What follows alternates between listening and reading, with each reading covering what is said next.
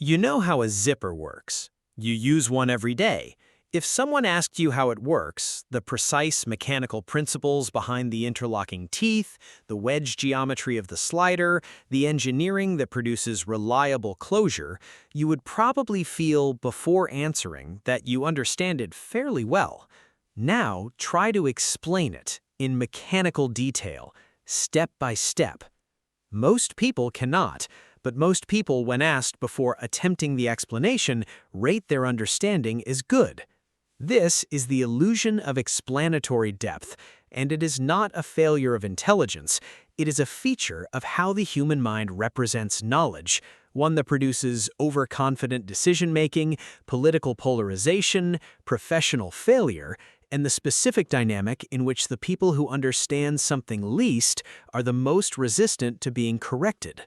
By the end of this video, you will understand 7 specific dimensions of the illusion of knowledge, from the foundational research to the neuroscience to the practical implications for how we make decisions, hold beliefs, and engage with the information that challenges what we thought we knew.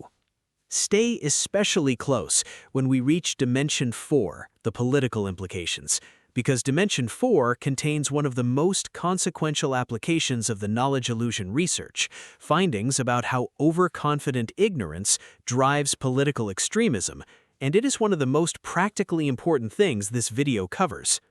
Dimension 1, the illusion of explanatory depth, the foundational research.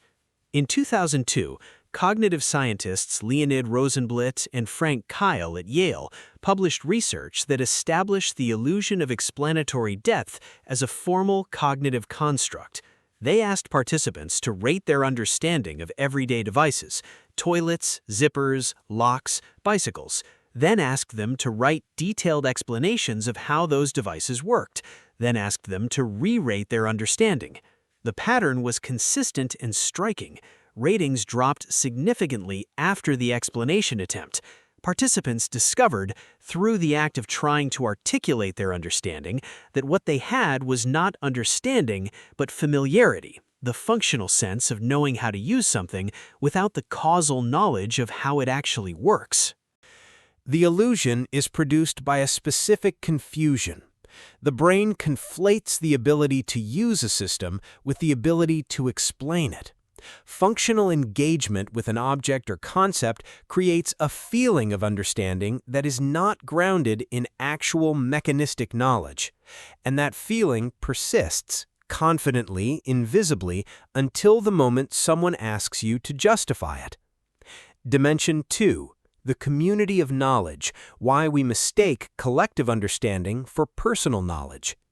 Stephen Sloman at Brown University and Philip Fernbach at the University of Colorado, whose book The Knowledge Illusion provides the most comprehensive analysis of this research program, identify a second and equally important mechanism: the human tendency to mistake the knowledge distributed across their community for knowledge they personally possess. We live, as Sloman and Fernbach print it, in a community of knowledge, a social environment in which vast amounts of complex, specialized knowledge are distributed across institutions, experts, and systems that we interact with daily without needing to understand them.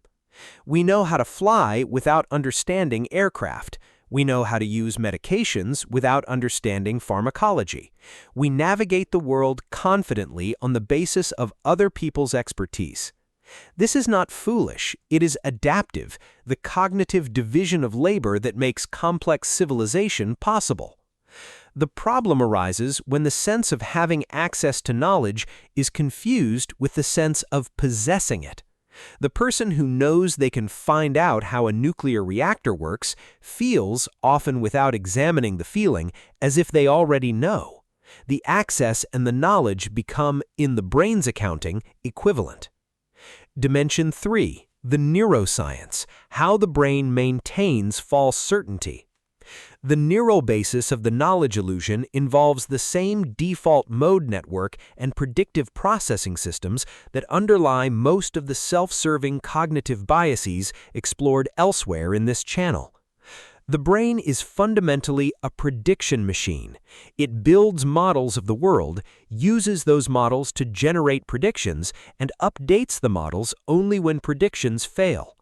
In domains where functional familiarity, the ability to use, navigate, or interact with something, produces accurate enough predictions for everyday purposes, the brain has no mechanism-level motivation to examine whether the underlying model is accurate. The feeling of understanding is not generated by the possession of accurate causal knowledge.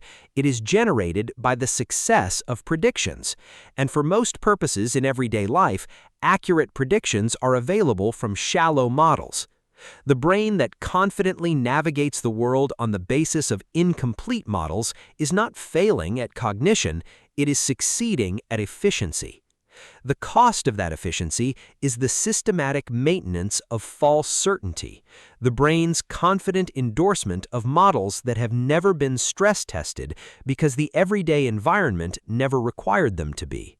If this is changing how you hold your own certainty, like this video right now, and write in the comments, "I understand less than I think," that is where learning begins.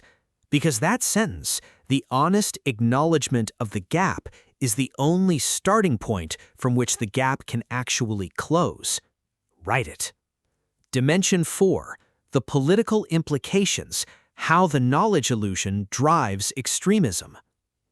The most consequential application of the knowledge illusion research is in the domain of political beliefs, and the findings are among the most important in the field. Fernbach and colleagues conducted studies in which participants rated their support for complex policy positions, single-payer healthcare, a flat tax, cap-and-trade environmental regulation, then attempted to explain how those policies would actually work mechanically, then re-rated their support. The results paralleled the zipper finding. Explanatory attempts revealed shallowness, and support for extreme positions moderated after participants encountered the limits of their own understanding. People became less certain about positions they had held with high confidence once they discovered they could not explain the causal mechanisms their position depended on. The implication is significant. The most extreme political positions, the most confident, the most resistant to compromise, are often held by people whose understanding of the underlying policy mechanisms is the thinnest, not because extreme positions are always wrong, but because the confidence with which they are held is inversely related to the depth of understanding that would justify it. The knowledge illusion does not produce moderate errors, it produces extreme ones. Dimension 5, why expertise doesn't protect. The adjacent domain problem. One of the most practically important and least intuitive findings in the knowledge illusion literature is that expertise in one domain provides minimal protection against the illusion in adjacent or unrelated domains. The neurosurgeon who is genuinely expert in their surgical specialization has, through that expertise, developed a calibrated sense of the gap between knowing and not knowing in that domain. They have encountered, repeatedly and concretely, the difference between what they know and what they don't. But that calibration is domain-specific.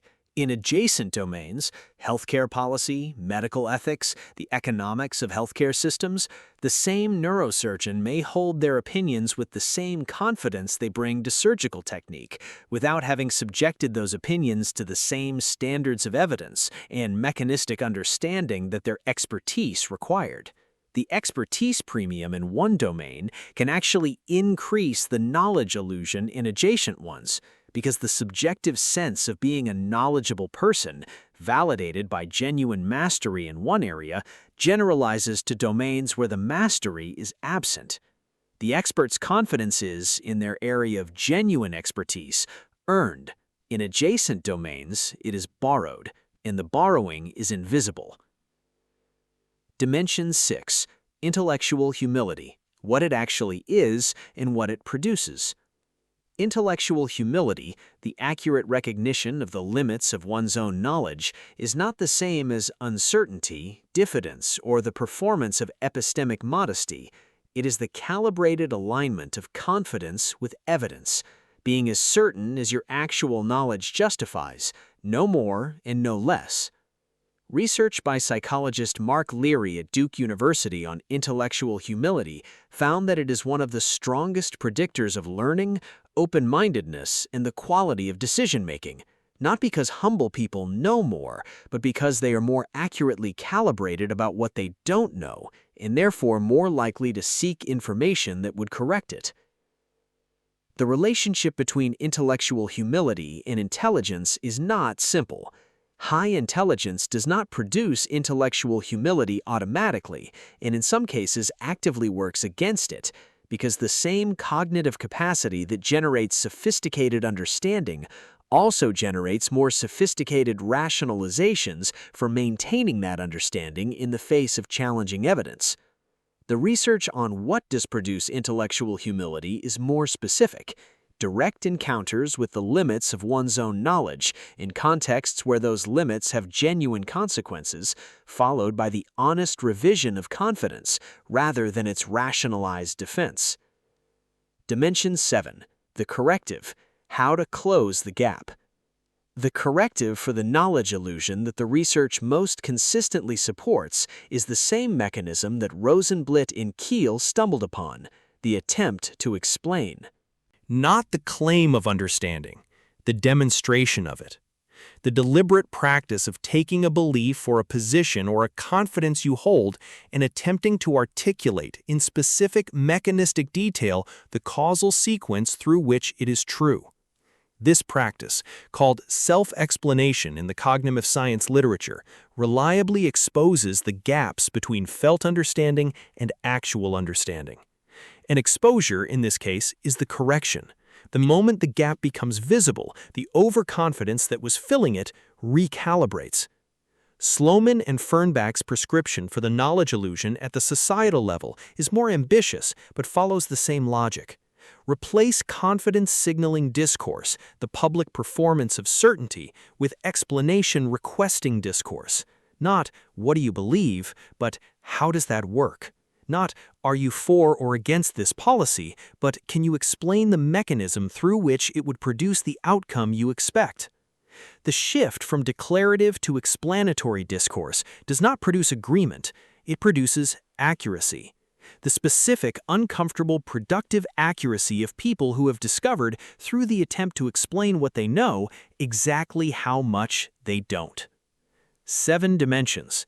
The illusion of explanatory depth in the research that established it, the community of knowledge and how access is confused with possession, the neuroscience of false certainty and why the brain has no built-in mechanism to correct it, the political implications, how thin understanding produces the thickest confidence, the adjacent domain problem that expertise does not solve, what intellectual humility actually is and what it produces, and the corrective, the single practice that reliably closes the gap between felt understanding and real knowledge.